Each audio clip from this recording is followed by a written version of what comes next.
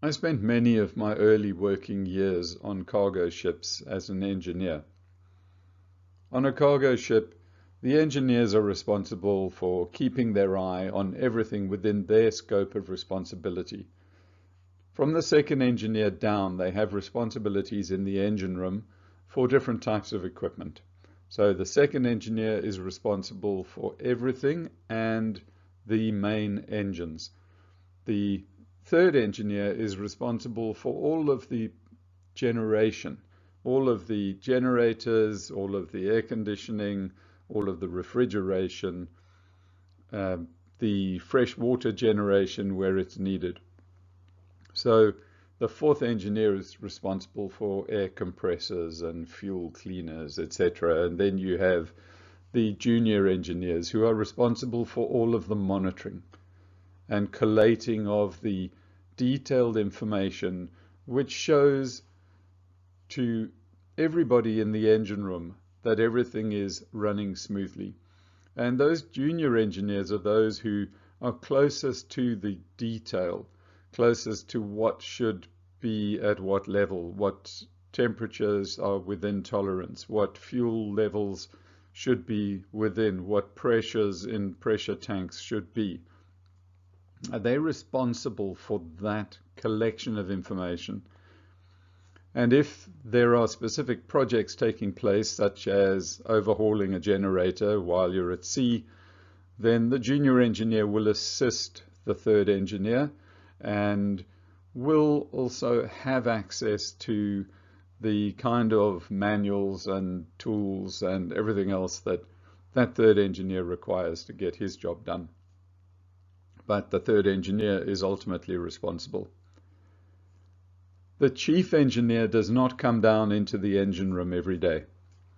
The chief engineer, just like the captain, are kept one level away from their ultimate responsibility, because they then are able to be objective, and they realize that when that second engineer comes to them saying there's a problem with a noise from the engine, that this must be serious, because a second engineer is very experienced and would know what sounds right and what sounds wrong. So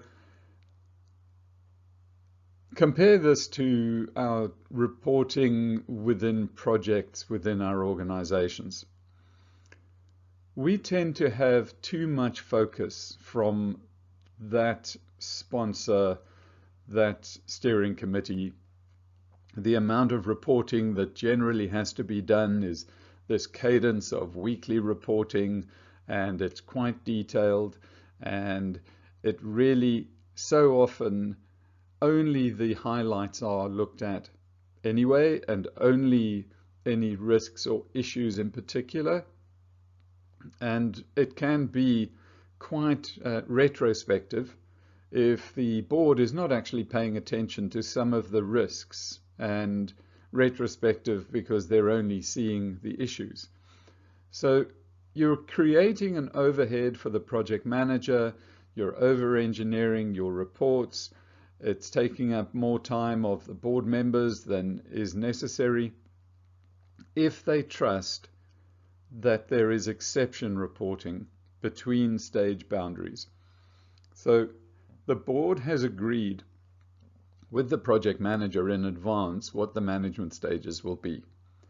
And the project manager has agreed with the team managers what the level of trust is of the team manager, saying to the team manager, there are certain tolerances to your progress, to your budget, to the quality approval process.